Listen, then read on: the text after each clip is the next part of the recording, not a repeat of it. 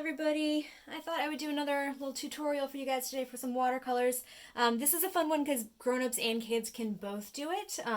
Yeah, definitely doable by the kiddos too. So all you need is watercolor and some rather heavy paper. I like to use like a specific watercolor paper actually because it has a thick enough weight that it's not going to bow too much. It is going to do a little bit of warping just because we're going to use a whole lot of water, but it shouldn't do it as bad as like a regular piece of paper.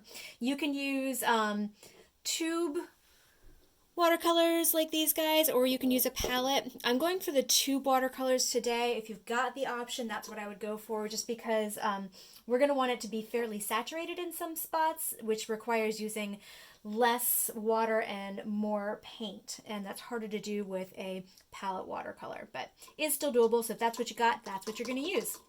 So I'm going to start with a fairly soft brush.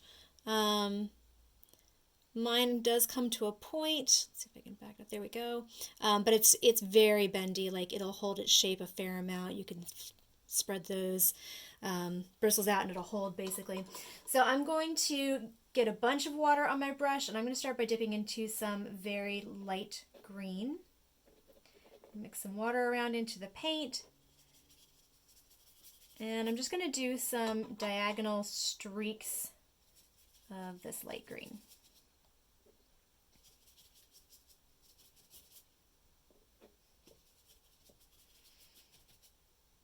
And clean up my brush. I'm going to go with a little bit of light blue just to kind of fill in around that. And if you're using plenty of water in your paint here, it's going to help everything blur and blend together.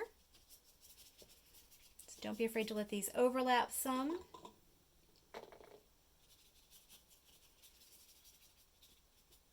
And you want to make sure you're fully covering. You don't want any little bit of white here and there.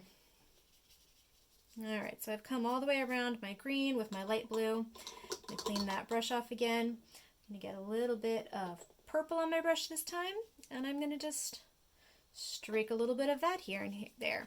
So your purple can overlap your blue. I don't recommend letting it overlap your green though, because it's going to turn some odd colors that aren't the prettiest.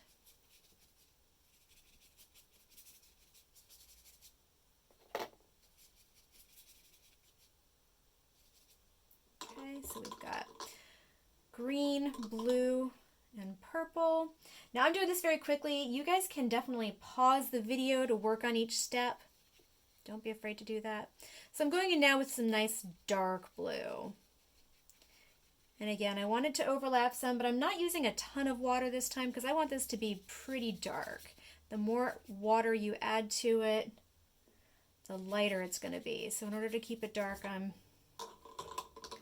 not adding much. But I do want those edges still to blur, so I'll clean up my brush periodically and go in and just sort of soften my edges by taking just the water from my brush and overlapping where your colors meet.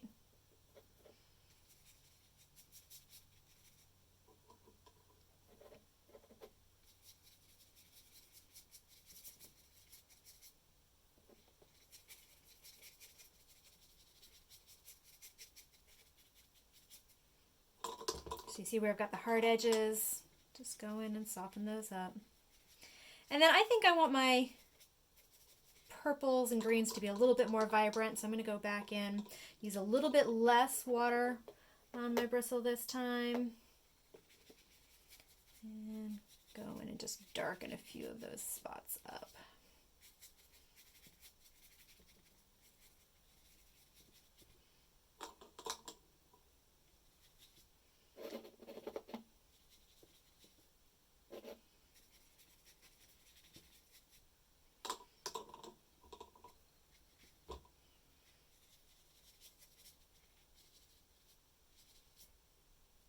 Alright, take my blue all the way down here.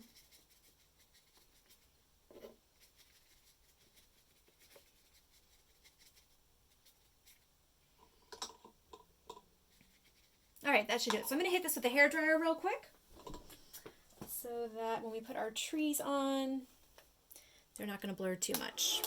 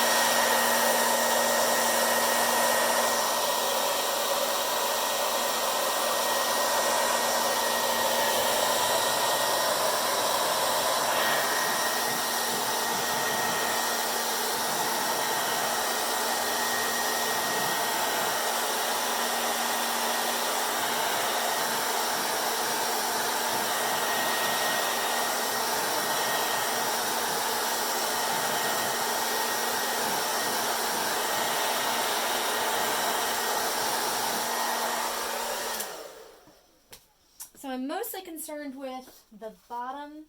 The top up there is a little bit wet, and I'm gonna actually go in really quick and move a little bit of that paint back around.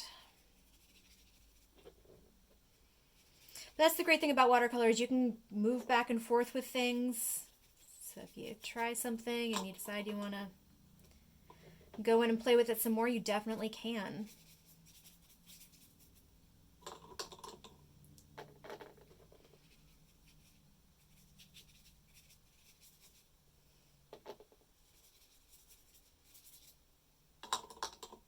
But I'm staying away from the bottom here because, as I said, I want that portion to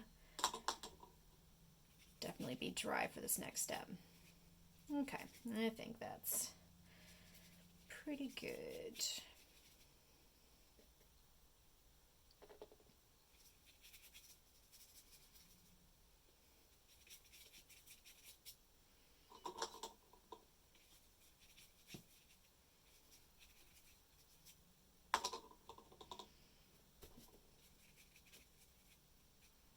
Okay, so I'm going to switch brushes. I'm going to still use a round brush that's pretty much comes to a point, but this one's a little bit of a stiffer bristle. See how it doesn't like separate as easily? I can move them apart, but they come right back together.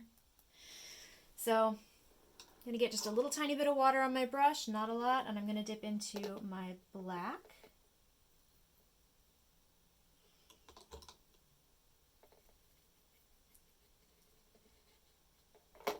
And I'm going to start by just giving myself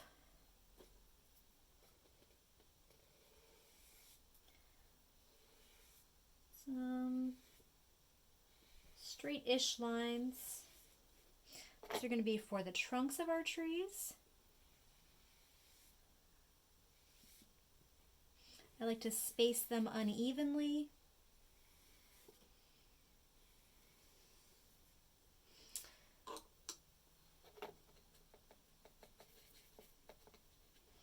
And then I'm just going to start to tap. So very lightly at first at the top. I'm just tapping back and forth and back and forth. My goal is to make sure that that center line disappears. But how much of the background you leave peeking through is entirely up to you.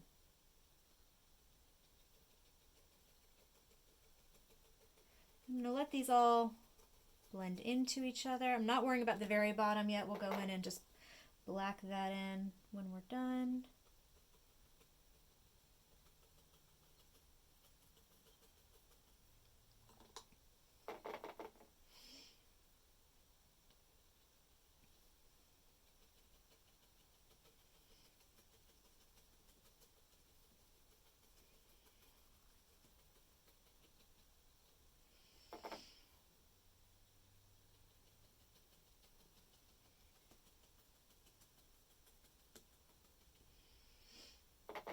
And then if you see at the top there, you see where that little blur is happening. That's because the paper was still a little bit wet there.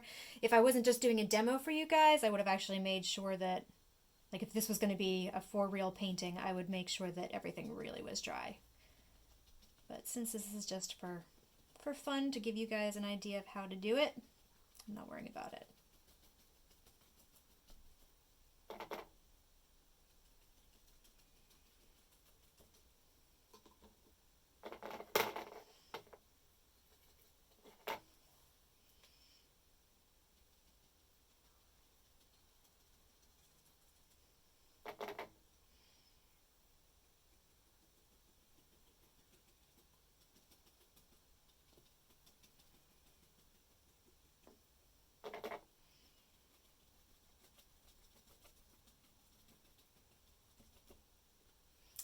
Pour myself a little bit more black.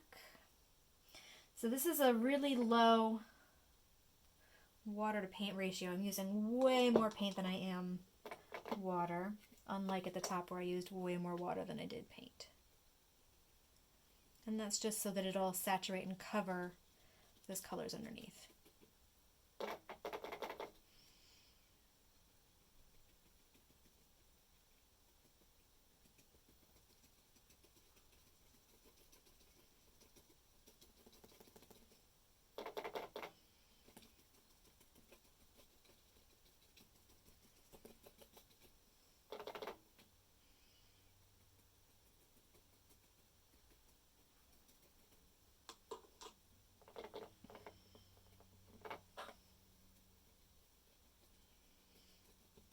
All right, and then down at the bottom, I'm just gonna tap, tap, tap, and scribble, scribble, scribble till we're just about at the bottom.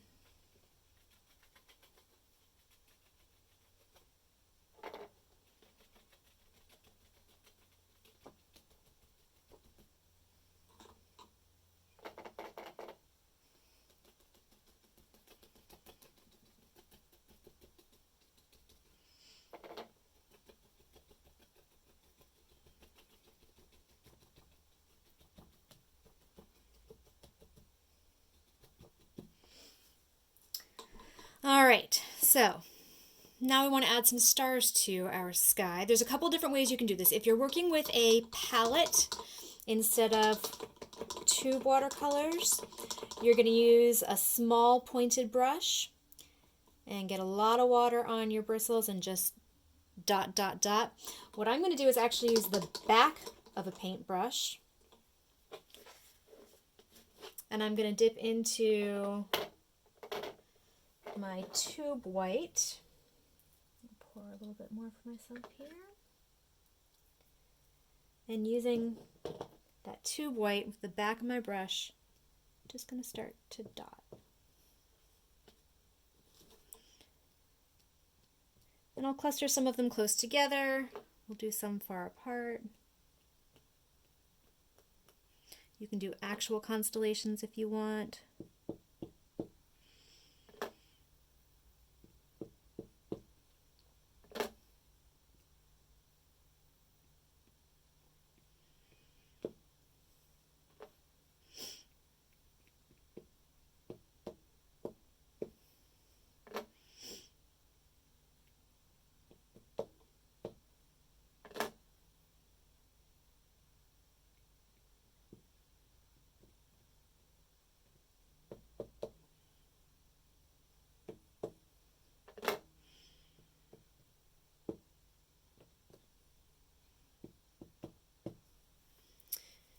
And you've got yourself an Aurora Borealis over some trees.